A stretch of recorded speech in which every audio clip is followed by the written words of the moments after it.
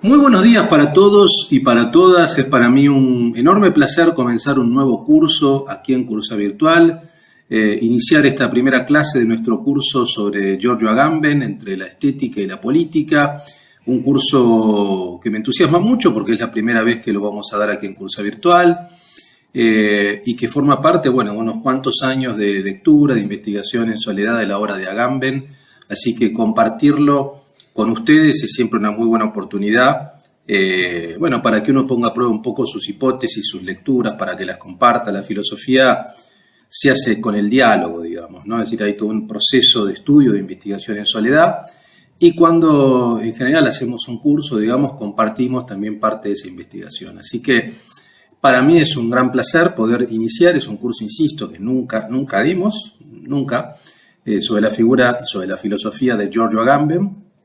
Así que eso me pone muy alegre.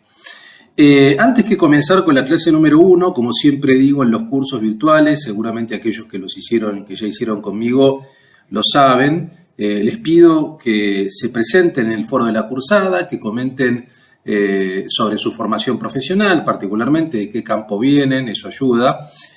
Y también, por qué están aquí, por qué les interesa la filosofía de Agamben, qué les interesa de su filosofía, qué libro han leído tal vez, desde dónde se aproximan a ella. Eso es importante sobre todo para que yo tenga más o menos conciencia del auditorio, dado que es un curso virtual, digamos, es un poco más complicado a veces, así ya sé a quién me estoy dirigiendo, y también es importante para que ustedes se conozcan entre sí y dialoguen también. O sea, eso es algo que estimulamos desde acá, la posibilidad de que no solamente me hagan preguntas en el foro y demás y de que intervengan, sino que también si quieren dialogar entre ustedes en el foro de la cursada lo hagan, digamos. Eso para mí suma siempre. Así que eso como primer punto.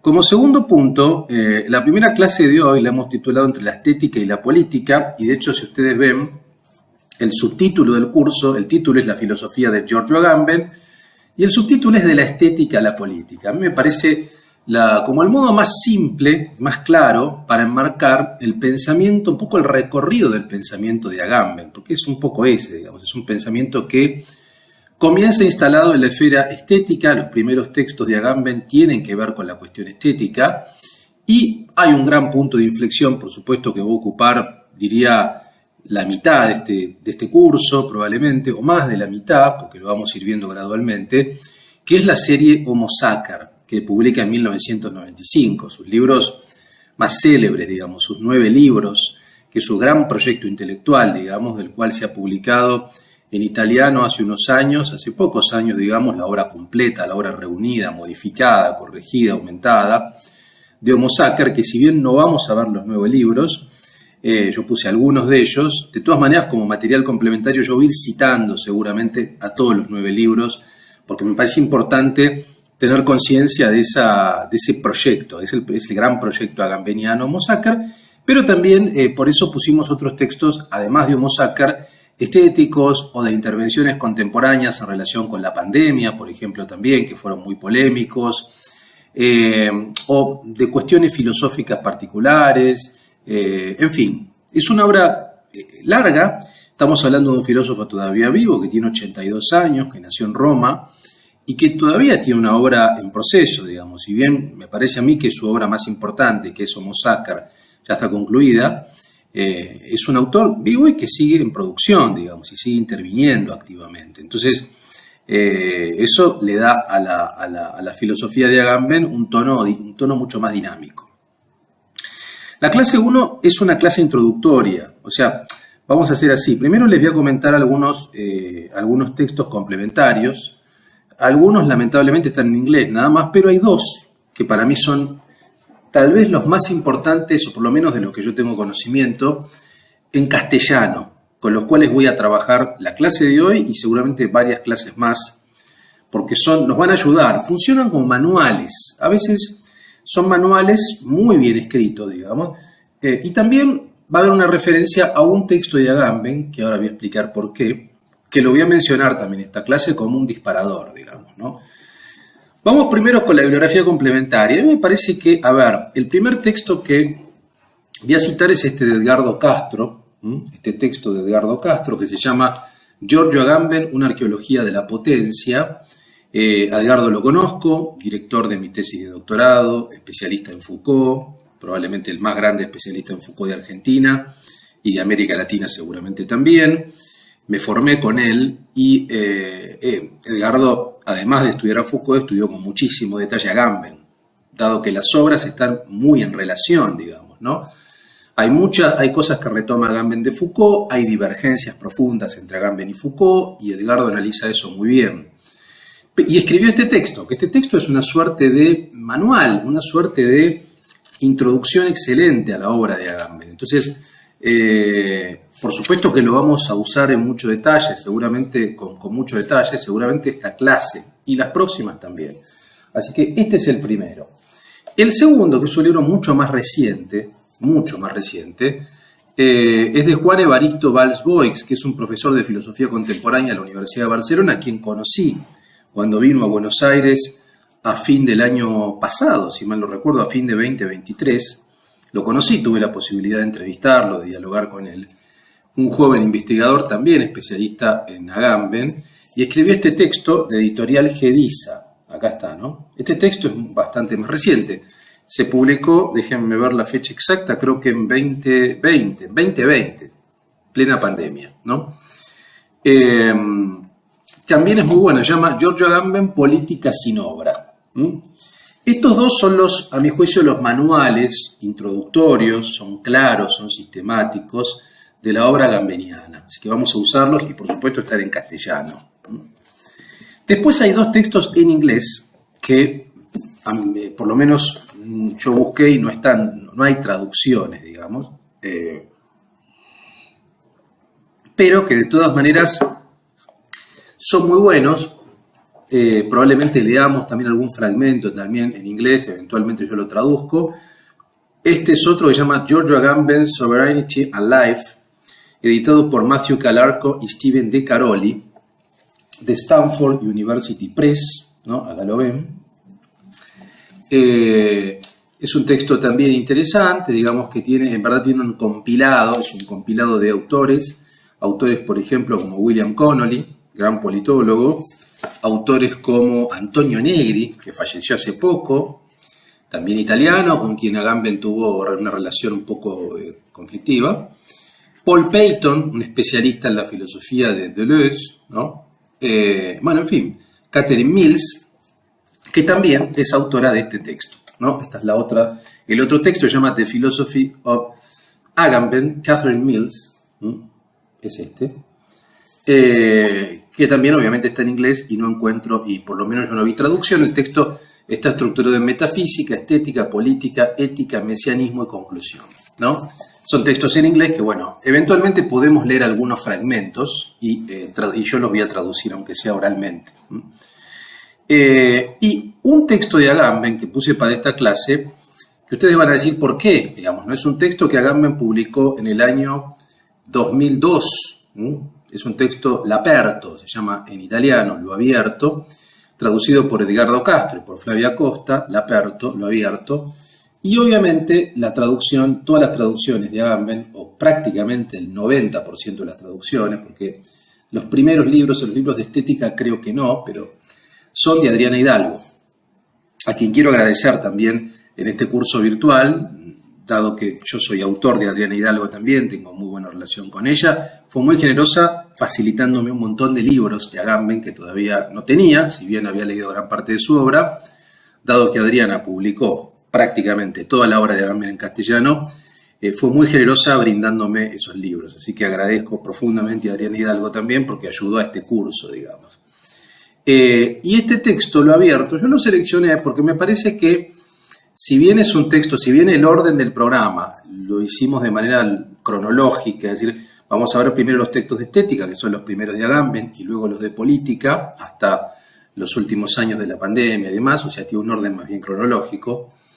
Este lo puse en la primera clase porque me parece que toca un tema, de hecho el subtítulo es El hombre y el animal. Me parece a mí que es una excelente presentación de la filosofía de Agamben. Ahora van a ver en mi material de lectura cómo lo encaro.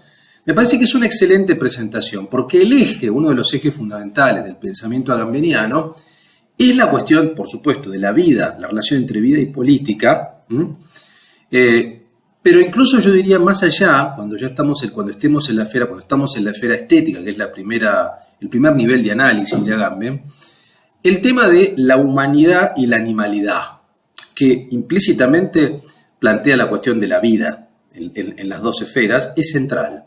Entonces, este texto a mí me parecía que tiene sobre todo, tiene varios artículos que me parece que son interesantísimos para plantear, digamos, ¿no? Para plantear algunas ideas a título de introducción. El artículo que se llama Snob, por ejemplo, particularmente, y el artículo que se llama Lo abierto, l'aperto, precisamente también. Esos dos artículos, sobre todo Snob y Lo abierto, me parece que son centrales, ¿no? Y también Acéfalo, algún fragmento. Entonces, tomé este texto como una presentación de la obra agambeniana. Lo vamos a dejar para el final de la clase, vamos a leer algunas frases de acá. Bueno, vamos a empezar. Mi material de lectura, como ustedes saben, los que han hecho cursos conmigo, en general escribo un material de lectura, a veces más, menos largo, a veces con disparador, a veces con textos más extensos, depende, digamos. Así que vamos a leerlo y después vamos a empezar a desgranar algunas intervenciones de las introducciones de Castro y de Valls-Boix, que me parece que nos van a ayudar bastante a entender el proceso ¿no? Este proceso de pensamiento de Agamben. A ver, es probable que la filosofía de Giorgio Agamben sea recordada y estudiada como la primera aproximación a la problemática del siglo XXI. Es decir, yo creo que la obra de Agamben es una filosofía que, si bien, por supuesto, tiene su comienzo mucho antes del siglo XXI, digo, o sea, piensen ustedes que tiene 82 años, los primeros textos de Agamben son de los 80, comienza mucho tiempo antes. Sin embargo, es una filosofía atravesada por muchas problemáticas de una actualidad tremenda, propias del siglo XXI. Dentro de las cuales está el vínculo entre la vida, la politización de la vida, la captura de la vida por la tecnología y muchas cuestiones más. De alguna manera existe una escuela italiana del pensamiento que se embebe de las figuras filosóficas más importantes del siglo XX.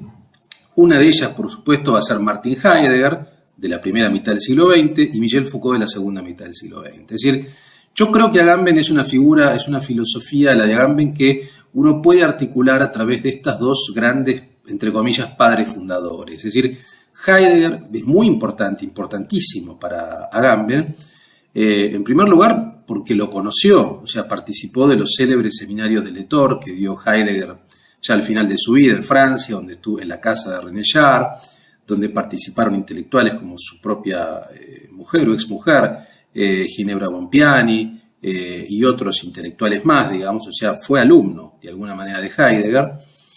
Y la impronta heideggeriana se nota desde los primeros textos, o sea, yo creo que seguramente es el autor que más influyó en la obra de Agamben. También Michel Foucault, o sea, Heidegger de la primera mitad del siglo XX y Foucault de la segunda mitad del siglo XX, sin duda fueron impactos. Foucault particularmente con el trabajo respecto de la arqueología y también de la genealogía, ¿no? Y obviamente la noción de biopolítica que Agamben va a apropiarse y la va a reformular. Podemos sumar un tercer autor que tuvo impacto en la obra de Agamben, que es Walter Benjamin, desde el punto de vista de la relación entre estética y política, también es muy importante, ¿no? Pero acá estoy hablando también un poco de la escuela italiana, o sea, es importante situar a Agamben dentro de la filosofía italiana, que lo que es el pensamiento italiano,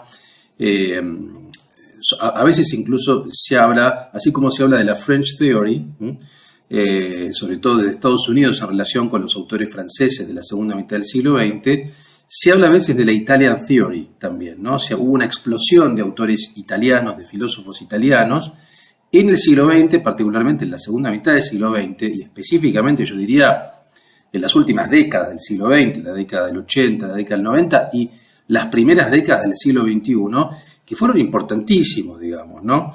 Bueno, acá menciono algunos, no solo Giorgio Agamben, sino Roberto Espósito, Mauricio Lazzarato, Paolo Virno, el propio Toni Negri, son autores centrales, digamos, ¿no? Hay muchísimos más, por supuesto, pero se habla de una suerte de pensamiento italiano del siglo XXI, donde no casualmente, digamos, la cuestión de la vida, así lo llama a veces también Roberto Espósito, pensiero vivente, ¿no? Es un pensamiento de lo vivo, y no casualmente Agamben toma la categoría de la vida como central, digamos, ¿no? Entonces son autores que se han colocado en el eje de la reflexión en torno a la vida y la politización de la vida. Entonces todos estos autores italianos parecen constituir la vanguardia del pensamiento en lo que va de la primera década del siglo XXI.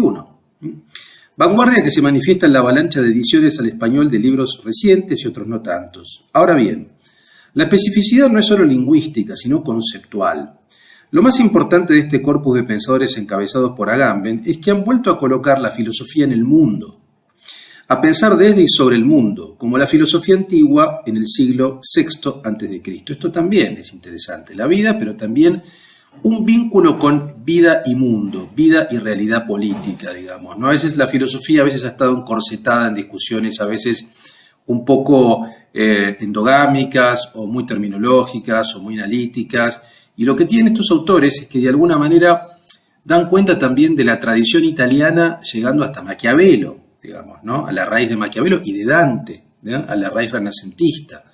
Y eso implica un vínculo mucho más activo, ¿no? Un vínculo entre vida y política, vida y estética, la ética como estética de la existencia, en fin. Ese es un concepto de Foucault, pero que de alguna manera va a ser trabajado también por Agamben. Pues todo esto aparece. Ahora bien, la filosofía ha tenido sus variaciones, sus tensiones y tendencias. El encapsulamiento del pensamiento desde fines de la década del 70 en el reduccionismo académico y exegético se ha debido en gran parte al auge de la filosofía del lenguaje, esto un poco que marcaba yo, cierto encapsulamiento que precisamente la filosofía italiana del fin del siglo XX, principio del siglo XXI, viene tal vez a destrabar.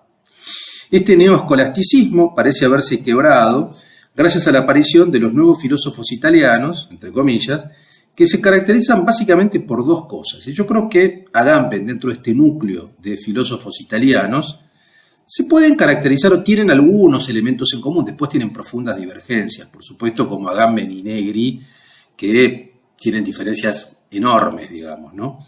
Pero ¿cuál es un poco como el tono común o el color común del pensamiento italiano del siglo XXI? Primero, su tono ensayístico y yo diría hasta poético, ¿no? Sin por ello perder rigor ni densidad. Es decir, una forma de escritura que si ustedes leen los textos de Agamben lo van a ver, es una escritura muy erudita, pero también muy poética, ¿no? Lo mismo pasa seguramente con Espósito o con Toni Negri, digamos. Toni Negri más atravesado obviamente, por una jerga o por una conceptualidad de tono marxistizante, marxista. Agamben por una jerga o por un tono mucho más heideggeriano, pero son autores que escriben de un modo más ensayístico, es decir, no responden a una lógica de escritura academicista o de paper, por ejemplo, ¿no? Pero son fuertemente rigurosos y conceptuales, ¿no? Y en segundo lugar, su foco en las problemáticas de la filosofía práctica, es decir, son autores muy centrados en la ética, la estética y la política, ¿no? Ética, estética y política son tres elementos centrales. Que en el caso de Agamben, por supuesto, también hay una reflexión ontológica profunda, ¿no?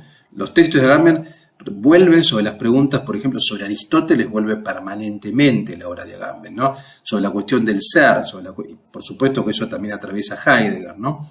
Pero de todas maneras yo creo que si bien hay una ontología evidente, hay un análisis y una crítica a la ontología en Agamben, eso también lo hace en función de la cuestión estética y de la cuestión política, ¿no? Entonces, de alguna manera el corpus de los filósofos italianos ha vuelto a colocar a la filosofía en el, entre comillas, mundo real, o en la vida dinámica, en la potencia, que es una palabra que usa mucho Agamben, y el mundo real precisa de estos nuevos conceptos y categorías. En este sentido, vamos ahora un poco a por qué yo tomé Lo Abierto como primer texto, como texto disparador, digamos, ¿no? Lo Abierto, que es un texto de 2002, es un acontecimiento no menor. El pensamiento de Agamben oscila entre la densidad y la erudición académica y el registro de ensayo libre.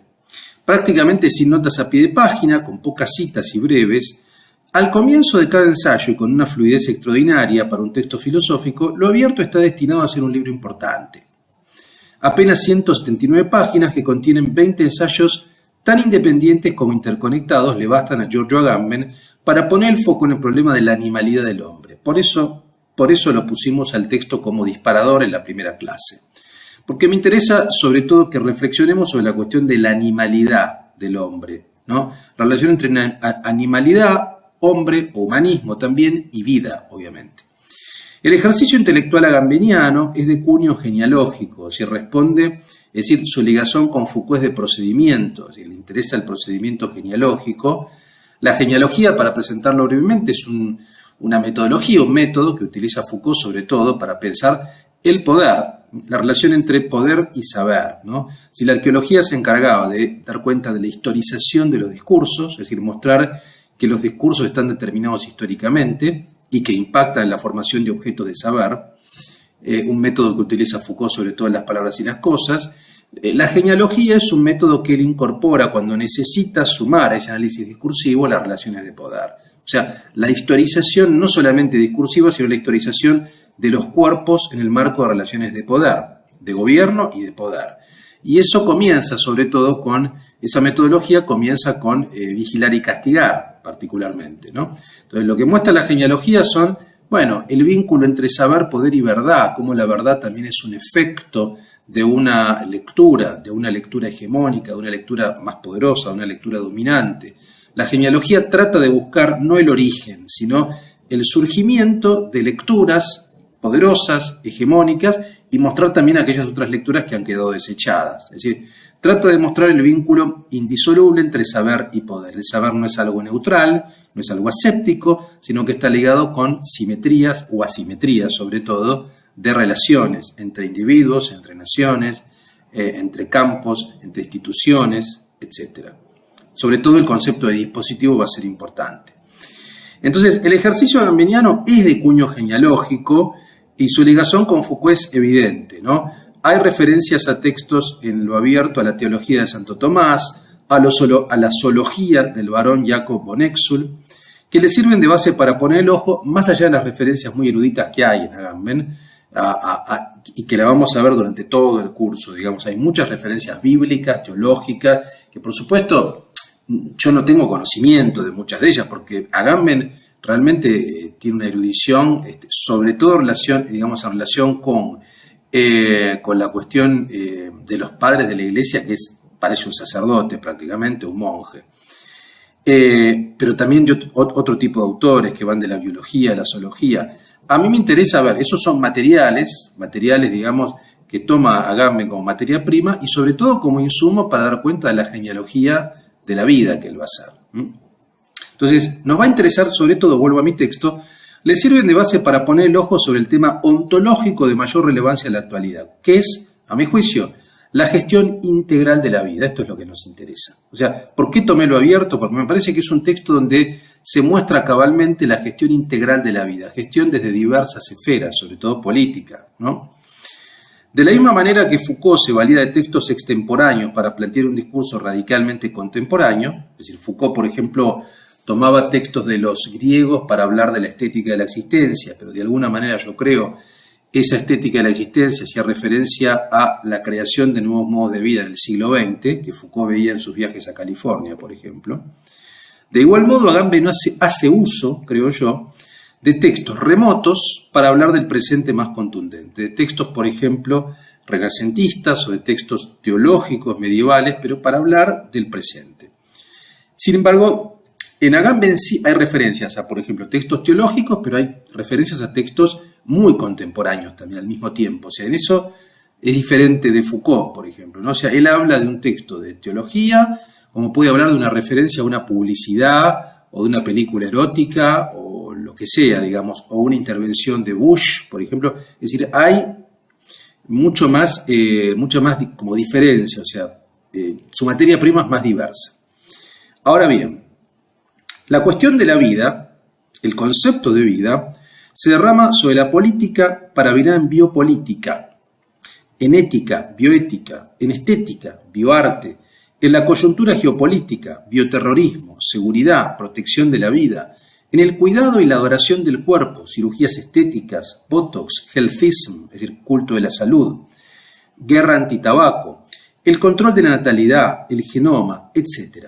O sea, simplemente estoy mostrándoles cómo la cuestión de la vida en términos biológicos, es una cuestión que aparece en capas o aparece en zonas completamente diversas, que van de la estética a la ética, pasando por la política, por la guerra, por el cuidado personal. Es decir, parece ser el eje central contemporáneo. Y esto es lo que yo creo que Agamben capta.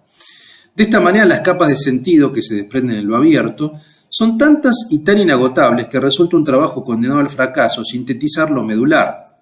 Quizá el mejor intento y el más efectivo sea dirigirse al subtítulo, que es el hombre y el animal. Me parece que una forma de introducirnos en Agamben, además de poner la cuestión de la vida en la mesa en diversos planos, es este subtítulo, el hombre y el animal.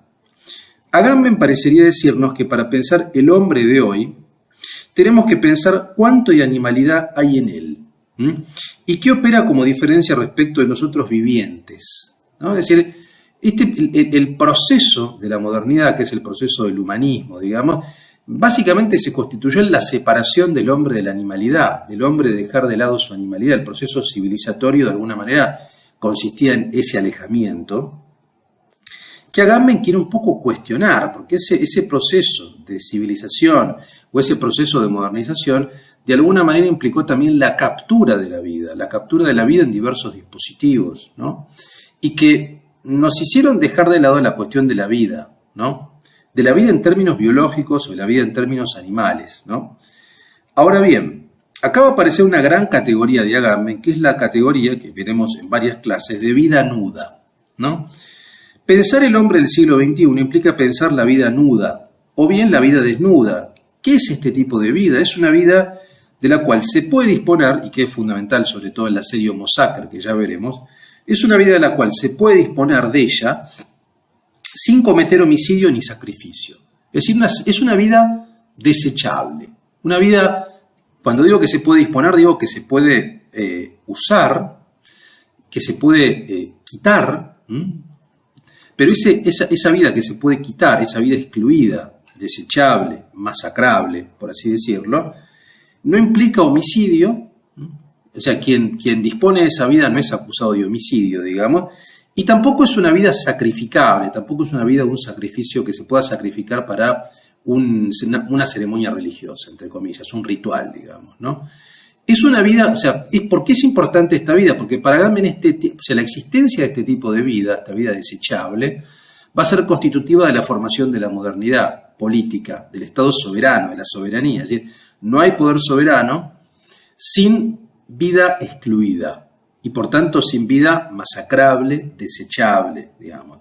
Esto ya lo vamos a ver con detalle cuando analicemos la exclusión inclusiva, que es el eje del estado de excepción de Homo Sacer. Falta todavía para eso, pero lo menciono porque va a ser central. En principio lo que nos interesa es, en primer lugar, poner la gestión integral de la vida como eje.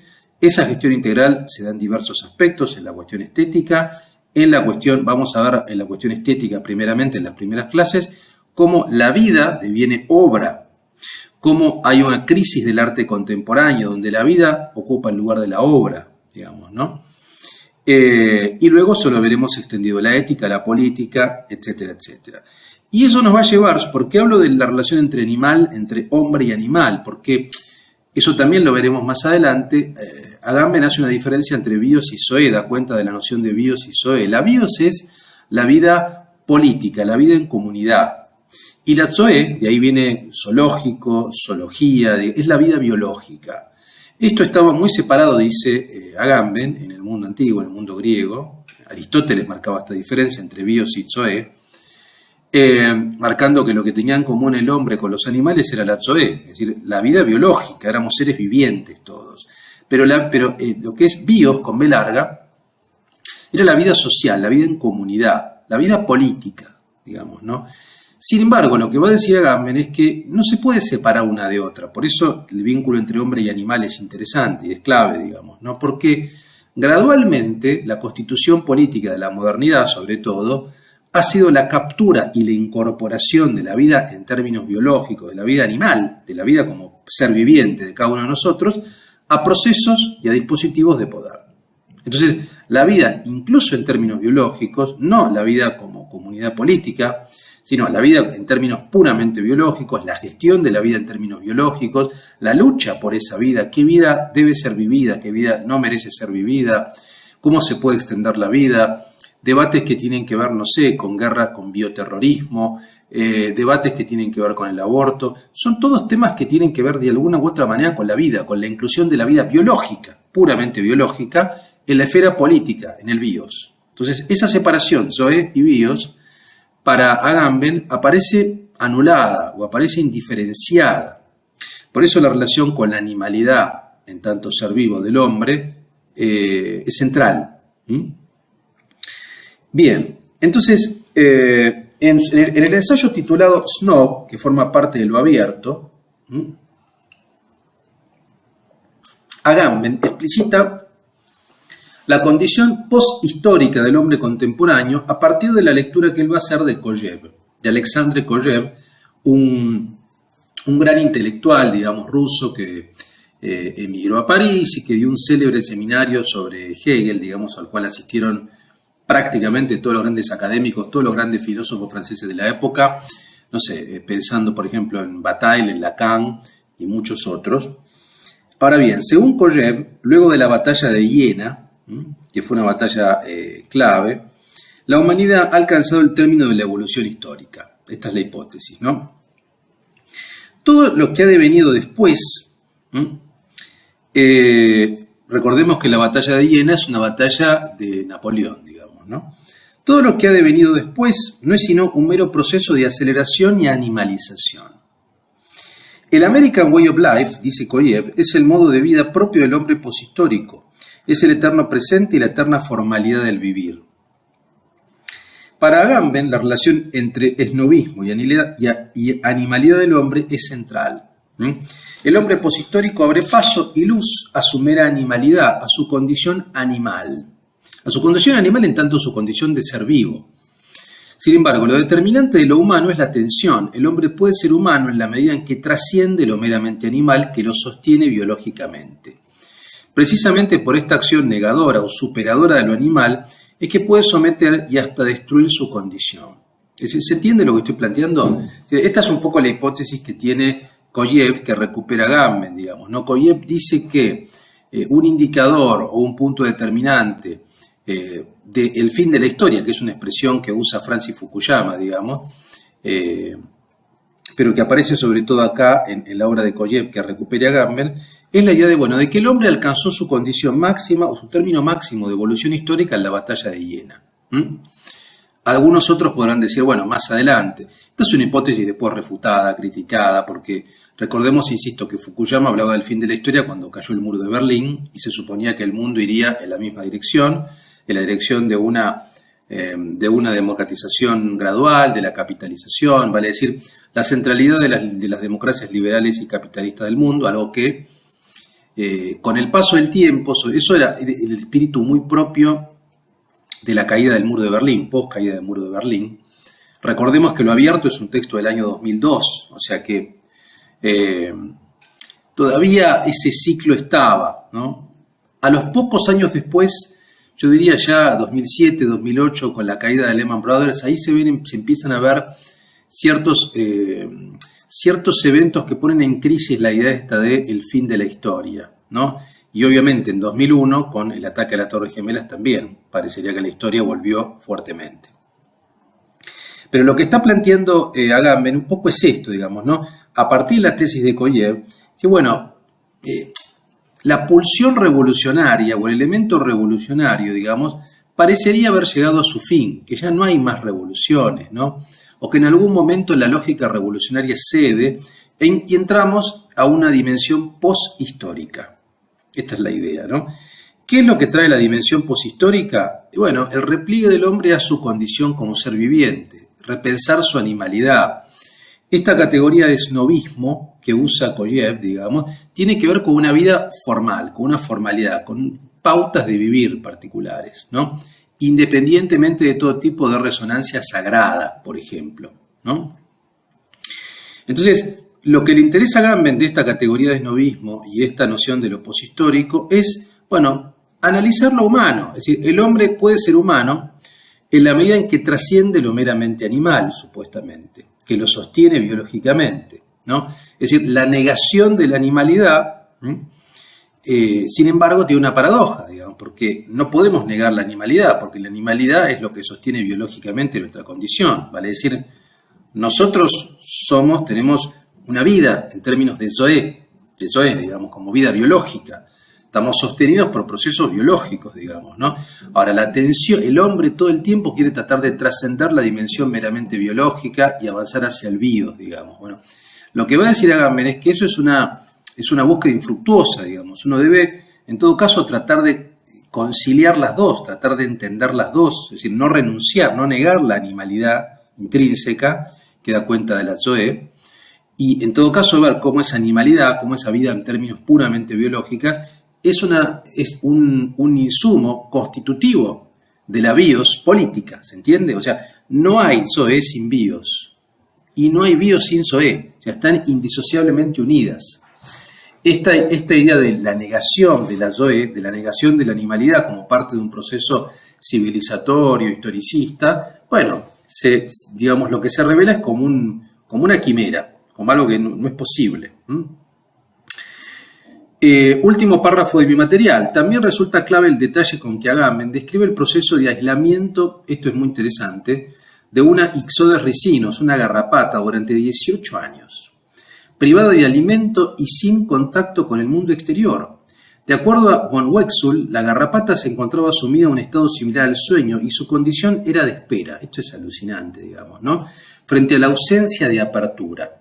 O sea, 18 años, la garrapata está aparentemente no muerta, está como cerrada, como hibernando, digamos, ¿no? Precisamente la apertura al mundo, la apertura a la que refiere Agamben en el título remite a la condición de posibilidad de estar en el mundo. Este léxico es muy heideggeriano. De hecho, Heidegger hablaba del estado de lo abierto, de abrirse al mundo, ¿no? Decía que los animales eran pobres, tal vez porque su condición no era de estar abiertos al mundo, no eran conscientes del mundo, no eran conscientes de la finitud tampoco, digamos, ¿no? Entonces, la apertura a la que refiere Agamben en el título remite a la condición de posibilidad de estar en el mundo. La apertura sobre el mundo, que da sentido a nuestra humanidad, tiene su reverso en la no apertura de la animalidad. Sobre esta dialéctica indisoluble, sobre esta tensión, construye Agamben su pensamiento zigzagueante. Es decir, acá volvemos un poco a lo que yo decía recién, digamos, ¿no? Si bien tenemos que dar cuenta de la animalidad constituyente, sin embargo, si bien el hombre da cuenta de su Zoé y cómo la Zoé es capturada por la noción de bios, ¿no? Como gestión política, la diferencia también es esta, es que el animal, digamos, no es plenamente consciente de la apertura, no tiene conciencia de la finitud, no tiene conciencia de la apertura al mundo, digamos, responde a instintos, a desinhibidores, como lo llama también Agamben, ¿no? Entonces ahí se da una tensión, ¿por qué? Porque, leo de nuevo esta frase, la apertura sobre el mundo que da sentido a nuestra humanidad tiene su reverso en la no apertura de la animalidad. El hombre, sin embargo, se reconcilia con su animalidad, pero no con la no apertura de la animalidad, sino al revés, con la apertura. O sea, hay una dialéctica, una tensión ahí indisoluble. Citando a Rilke, que postulaba lo contrario, y a Heidegger, Agamben va a concluir que el aburrimiento es la condición básica del vivir poshistórico, el tedio, ¿no? Aburrimiento que podría traducirse en la formalidad de la vida. Apertura y no apertura a lo humano y a lo animal. Tensión indisoluble y emergente del siglo XXI, ¿no? Es decir, me parece que acá aparecen ciertos rasgos que los vamos a ver seguramente en diferentes textos del curso. Entonces, ¿por qué este texto me interesa para abrir o para disparar, digamos, el pensamiento agambeniano? Porque pone en eje la cuestión de la vida, de la animalidad, la relación entre Zoé y bios, la compleja relación entre apertura y no apertura, digamos. Bueno, todas cuestiones que vamos a ir viendo. Por ejemplo, si vamos a dejar mi material acá, por ejemplo, si vemos alguno de los... Ahora vamos a ver también algún pasaje de lo abierto, pero primero quiero compartirles algunos fragmentos de los manuales, ¿no? De Valls-Boix y de Castro, que nos van a ayudar. Por ejemplo, vean el de Valls-Boix, en la página 13, que se llama Vida nuda y soberanía, en la presentación, dice algo que me parece interesante. Dice, ¿cómo y cuándo, y que tiene que ver con lo que yo estaba diciendo, cómo y cuándo nuestra vida se vuelve política? Es decir, es gestionada políticamente. Quizá fue Foucault quien pensó seriamente por primera vez una política de la vida, es decir, una biopolítica. En sus análisis del poder, sobre el poder, Foucault observa que el modelo político del Estado soberano, que había caracterizado la modernidad, en el que el poder consistía en el ejercicio de derechos por el soberano con el propósito de garantizar la paz y la seguridad de los miembros del Estado mediante el monopolio y la violencia, cambia a partir del siglo XVIII. En este momento, aquel modelo jurídico institucional se transforma en otra forma de hacer política basada en la gobernabilidad del ser humano como especie y en el cuidado de la vida de la población se convierte en asunto principal del Estado. Bueno, esta es un poco la hipótesis que Foucault plantea en La voluntad de saber, el primer tomo de la historia de la sexualidad, digamos, ¿no? Lo que pasa es que Foucault diferencia fuertemente entre poder soberano y biopolítica y poder sobre la vida. Él dice que la biopolítica puede replegarse sobre el poder soberano, pero no necesariamente es así. Es decir, él habla de otra dimensión de poder, que trasciende incluso el poder soberano. No es que esté en contra, el poder soberano puede aplicar técnicas biopolíticas, y de hecho lo hace, mediante instituciones disciplinarias o dispositivos, pero el poder, el biopoder no se reduce al poder soberano. En el caso de Agamben vamos a ver que no. En el caso de Agamben no se puede separar biopolítica de poder soberano, ¿no?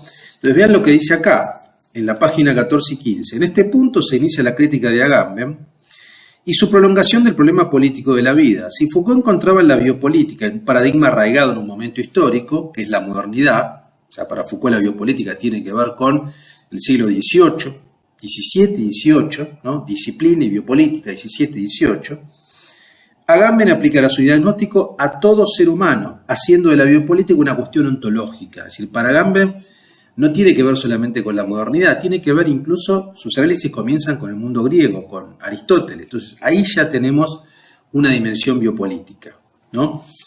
El gesto ontológico, sigo un poquito más, dice Agamben, de hecho señala Agamben, la vida nunca ha sido un concepto propio de las ciencias naturales. No son la medicina o la biología las disciplinas que nos han hablado de la vida, sino la filosofía y las humanidades. Esta observación sutil implica otra forma de entender la biopolítica, en tanto que toda la metafísica de Occidente y el ejercicio consecuente de la política se han fundado siempre con una operación del poder sobre la vida. El gesto ontológico de Agamben es preciso. El modelo jurídico institucional no se diferencia del modelo biopolítico del poder. La política siempre ha consistido en un gobierno del poder sobre la vida, siempre, incluso en la antigüedad. Foucault lo sitúa en la modernidad. Hay una gran diferencia histórica, ¿no? De esta forma, la soberanía del Estado moderno también es una forma de biopoder. Y acá también tenemos otra diferencia con Foucault. De esta manera, Foucault, que distinguía biopoder de poder soberano, bueno, Agamben va a decir, no, el Estado soberano o el poder soberano, que sí forma parte de la constitución de los Estados-nación, de la modernidad, a partir del siglo XVI, XVII, XVIII, digamos, está indisolublemente ligado al ejercicio biopolítico. Mientras que Foucault va a decir, no, la biopolítica es otra forma de poder que, si bien el poder soberano aplica muchas veces, no podemos reducirla solamente a esa esfera, ¿no? Entonces, ese es el segundo elemento.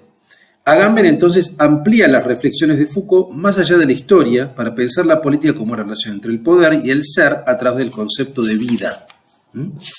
Esto lo vamos a ver, obviamente, ya con los textos de Homo Sacer, con la serie Homo Sacer, el campo de concentración, el estado de excepción, bueno, etcétera, etcétera.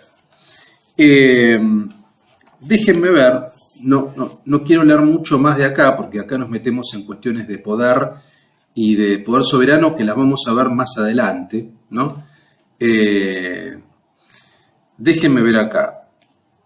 Vamos a dejar un segundo acá, vamos al de Castro, que me interesa sobre todo. Hicimos una presentación global respecto al concepto de vida, la gestión integral de la vida en el pensamiento agambeniano, pero, como dijimos nosotros, los primeros libros de Agamben, que es lo que vamos a ver a partir de la próxima clase, responden a la cuestión estética. Y no es que haya un corte, no hay un corte, no, hay una continuidad, digamos, ¿no? O sea, Agamben comienza su acercamiento a la cuestión de la vida a partir de reflexiones estéticas, que igual esas reflexiones van a aparecer todo el tiempo en la obra de Agamben, ¿eh? O sea, incluso cuando habla de política, cuando habla de ética, siempre el arte y la cuestión estética está presente. Hay últimos textos de Agamben que son todo el tiempo sobre estética, sobre pintura, sobre literatura, sobre cine, eso está. Permanentemente aparecen ese tipo de pinceladas, ¿no? Porque eso lo veremos con más detalle en la próxima clase, pero les quiero leer, aunque sea un fragmento de una breve página, una cita de la página 19 y 20 del texto de Castro, ¿no? Una arqueología de la potencia. Entonces vean lo que dice acá. Dice, no pudiendo identificarse con ningún contenido, el artista es un hombre sin contenido. De hecho, uno de los primeros textos de Agamben se llama, el primer texto de Agamben de 1970, se llama El hombre sin contenido. Incapaz de alcanzar la dimensión concreta de la obra, esta incapacidad que ha recibido el nombre de muerte del arte revela en realidad una crisis del obrar del hombre en su totalidad, una crisis de lo que los griegos llamaron poiesis, ¿no? Por tanto, con las consideraciones sobre la muerte del arte, Agamben pasa de la descripción de la situación del arte en la época de la estética a la del hombre en la modernidad. Se trata en ambos casos de una crisis de la poiesis, cuyo sentido solo puede ser comprendido remontándose a los griegos, a quienes debemos casi todas las categorías con las cuales nos pensamos a nosotros mismos y la realidad que nos circunda. O según una expresión contenida en el libro inmediatamente posterior, retomando el lenguaje auroral del pensamiento griego. Déjenme leerles un fragmento más, porque acá habla de la modernidad, y esto es lo que me interesa. Dice, respecto de la concepción griega en la página 20, la modernidad ha introducido dos grandes modificaciones. La modernidad. En primer lugar, la separación entre arte y técnica. Y en segundo lugar, la reducción de toda actividad del hombre a la praxis, ¿no? De este modo, como veremos enseguida, la modernidad introduce una distinción allí donde los griegos no la establecían, y dejando de lado que para estos era constitutiva del pensamiento, ¿no? Bueno, esto que marca acá Castro, a partir del análisis de Agamben, de que la modernidad primero divide entre arte y técnica, ¿no? Y esto se va a radicalizar en la técnica de reproducción, por ejemplo, en lo que es un producto de consumo masivo, un producto de una obra de arte. Pero por otra parte, la modernidad introduce una distinción que es interesante de la reducción de toda la actividad del hombre a la praxis. Esto, a la producción, la praxis, ¿no? Este elemento de la producción, de la praxis, digamos, ¿no? También tiene que ver con la vida. O sea, la vida, la gestión integral de la vida de la cual hablamos, y que hace olvidar al hombre de su condición animal. Cuando Agamben dice, no hay que olvidar la condición animal, porque esa condición animal es capturada, esa condición viviente es capturada por dispositivos productivos, por ejemplo, no hay que olvidarla. ¿Qué es lo que genera? Bueno, una vida eminentemente volcada a la praxis, una vida eminentemente volcada a la producción, al trabajo, por ejemplo, digamos, ¿no? Bueno, esto es lo que Agamben va a querer cuestionar, ¿no? Y el primer acercamiento va a venir por el lado del arte, ¿no? Por eso él va a hablar, esto ya lo veremos en la próxima clase, digamos, de, bueno, cómo el arte contemporáneo, sobre todo el arte contemporáneo, el arte de vanguardia de principio del siglo XX y de la mitad del siglo XX también, digamos, cómo gradualmente lo que le interesa al arte contemporáneo es que son artistas sin obra. Esto es lo interesante, digamos, ¿no? O sea, son artistas sin obra. ¿Y cuál es la obra? O sea, no sé, por ejemplo, Andy Warhol o por ejemplo Marcel Duchamp no producían obra. O sea, agarraban una obra producida en serie, por ejemplo, un mingitorio, como hace Marcel Duchamp, lo firma y lo coloca en un museo. O agarrar una caja Brillo de jabones, o agarrar latas de sopa, como hacía Andy Warhol, y hacer una reproducción seriada de ese tipo de latas, ¿no? Es decir, no hay una producción, no es que como un artista del Renacimiento agarraban un caballete y pintaron una naturaleza muerta, no sé. O un escultor que agarra una piedra y no, agarran un objeto ya producido, ¿sí? Ellos no producen ninguna obra, es un artista sin obra, pero lo que importa es el gesto, Lo que importa es colocar ese producto, hacerle alguna modificación y ponerlo en un museo, por ejemplo. Más allá de las valoraciones estéticas que uno pueda hacer respecto de eso, lo que le interesa a Agamben es evaluar el gesto. O sea, esta suerte de distanciamiento entre artista y obra.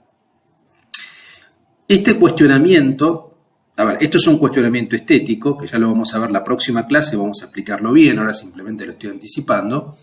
Es un cuestionamiento, digamos, de una vida, la vida humana, direccionada exclusivamente a la praxis, a la productividad, una vida capturada por la productividad. Por la productividad de la cual, cuando digo productividad, digo producción de cualquier tipo de obra. Una obra estética es una obra más, eso forma parte de la productividad. Entonces, lo que va a ver Agamben es que en el arte de vanguardia y el arte contemporáneo ponen en crisis también esto. Y eso es lo que le interesa. Esto después lo vamos a ver en la esfera política, es decir, cómo la visión que va a tener Agamben respecto de la política también es de la captura. O sea, es una vida capturada también por la productividad. El arte contemporáneo es el primer lugar donde él verifica, donde puede haber una ruptura, donde puede haber una separación, ¿no?, entre obra y vida. Es decir, pensar la posibilidad de vidas no capturadas por dispositivos productivos, ¿no? Bueno, lo mismo lo vamos a ver en la esfera política, vidas no capturadas. Y por ende, cuando digo capturadas en un doble sentido, capturadas en el sentido de formalizadas, disciplinadas, pero también vidas capturadas para ser desechadas, como parte de esta dinámica biopolítica que él va a analizar, o sea, para ser masacradas, vidas que son prescindibles, digamos, ¿no? Entonces, el arte es el territorio donde él por primera vez empieza a pensar esta relación entre vida, producción, hombre, digamos, ¿no? Y esto es lo que nos interesa, sobre todo. Les voy a leer los últimos minutos algunos fragmentos de Lo Abierto, de este texto L'Aperto, de 2002, ¿no? Vean, por ejemplo, en la página 28, dice, hablando de Collier, ¿no?, de lo que dijimos recién, el hombre existe históricamente tan solo en esta tensión. Puede ser humano solo en la medida en que trascienda y transforme el animal antropóforo que lo sostiene. Solo porque a través de la acción negadora es capaz de dominar y eventualmente destruir su animalidad. Es en este sentido que Collier puede describir que el hombre es una enfermedad mortal del animal. ¿Se entiende? O sea, esta es la paradoja. O sea, el hombre quiere trascender la animalidad, pero sin embargo, esa animalidad es la que lo sostiene. Porque, digamos, no hay hombre sin vida biológica, sin ser viviente, que es lo que tenemos en común con los animales, ¿no? Sin embargo, él busca trascender esa animalidad en la humanidad. Esto me pareció interesante. Sigo un poco más, dice, pero ¿qué sucede con la animalidad del hombre en la poshistoria? ¿Qué relación hay entre el snob japonés y su cuerpo animal?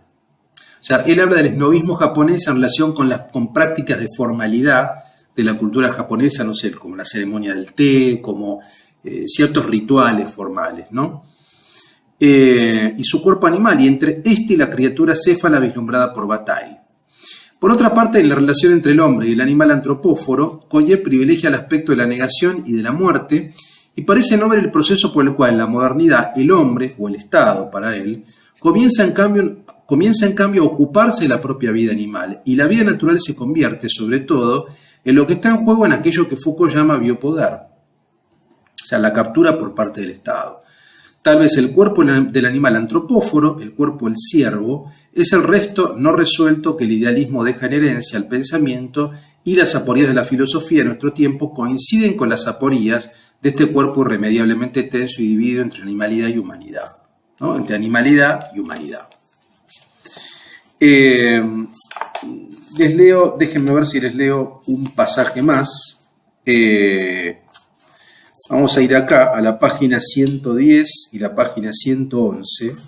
Dice lo siguiente: el animal está a la vez abierto y no abierto, o mejor, ni una cosa ni la otra. Está abierto un no develamiento, que por un lado lo aturde, lo disloca con vehemencia inaudita en su desinhibidor, y por otro no devela de ningún modo como ente aquello que lo tiene constreñido y absorto.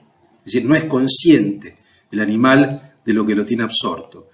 Heidegger parece oscilar entre dos polos opuestos que recuerdan de algún modo las paradojas del conocimiento místico.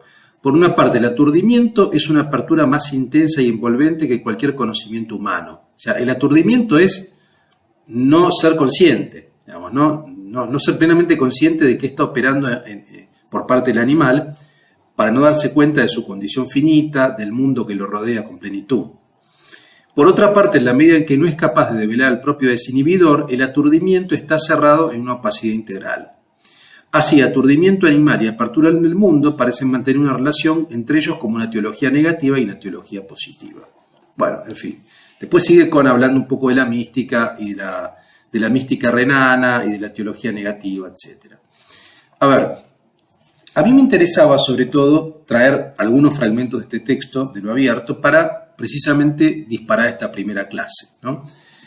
Bueno, espero que haya quedado claro, o sea, cuál fue el eje de la clase, digamos, ¿no? En primer lugar, la colocación de la categoría de vida como eje del pensamiento agambeniano, la gestión integral de la vida como fundamento central, la disposición de la vida y la captura de la vida por dispositivos de poder, que ya veremos, y sobre todo la anticipación y obviamente la cuestión de la animalidad, que es negada para ser trascendida, pero que sin embargo está presente y que Agamben quiere recuperar. Y sobre todo este cuestionamiento de esa vida, precisamente en términos biológicos, capturada por la vida en términos políticos o por dispositivos del bios, por una función puramente productiva. Entonces, lo que Agamben va a tratar de explorar es, primero en el campo del arte, esto lo veremos en la próxima clase, cuando analicemos estancias, la palabra y el fantasma de la cultura occidental, ¿no? Y veamos la experiencia estética moderna. Vamos a ver esta relación particular entre hombre, obra, en este caso obra de arte, digamos, hombre, obra y vida. Lo vamos a ver como el primer acercamiento, digamos, esta relación, bueno, entre hombre, producción, productividad y obra de arte. Y después, esto obviamente, clase a clase, lo iremos expandiendo en la esfera política, ¿no? Producción no de obra de arte, producción en general, digamos, cualquier tipo de producción. Producción industrial, digamos, producción económica, no importa, digamos, ¿no? Acá, Agamben vio un punto que quiere criticar, que es una vida al servicio puramente de la productividad. Por eso, ese va a ser uno de los ejes que ya lo veremos mucho más adelante para la filosofía de Agamben, va a ser la inoperosidad o la inoperancia. En general creo que la traducción mejor es inoperosidad, digamos, ¿no? Vidas desactivadas de esa productividad, vidas desactivadas de este tipo de dispositivos que las capturan, ¿no? Pero esto ya lo veremos más adelante. Ahora, primero lo que nos interesa, primero que quede claro es la relación entre vida, hombre y animalidad, la prioridad de la vida como un factor, sobre todo a partir de la modernidad, que de todas maneras Agamben extiende a todo el pensamiento de Grecia en adelante, como un eje de la filosofía y particularmente de la filosofía política, y cómo esta vida es capturada y el hombre busca trascender la vida biológica para constituirse como un humano, cuando en verdad no podemos olvidarla ni negarla plenamente, ¿no? Así que la próxima clase vamos a ver lo que se llama, digamos, les leo básicamente el estatuto estético de la obra de arte y el obrar del hombre en general, ¿no? El obrar del hombre en general y particularmente del artista. Entonces, vamos a ir viendo este obrar, ¿no? Y de qué manera se va desactivando. El campo del arte es un lugar donde uno ve muy bien, yo creo, y Agamben lo muestra muy bien, esta disociación que se da con la vanguardia entre hombre y producción de obra, o artista y producción de obra, que después lo expandiremos al campo político. Bueno, vamos a dejar acá. Los invito, como siempre hacemos en nuestros cursos, a que hagan, si tienen alguna intervención, alguna pregunta, alguna duda, alguna consulta, la hagan al foro de la cursada. Vayan leyendo, yo sugiero que vayan leyendo tal vez alguno de los textos de alguno de los manuales, el de Castro o el de Valsboix, digamos, porque realmente les dan una aproximación integral.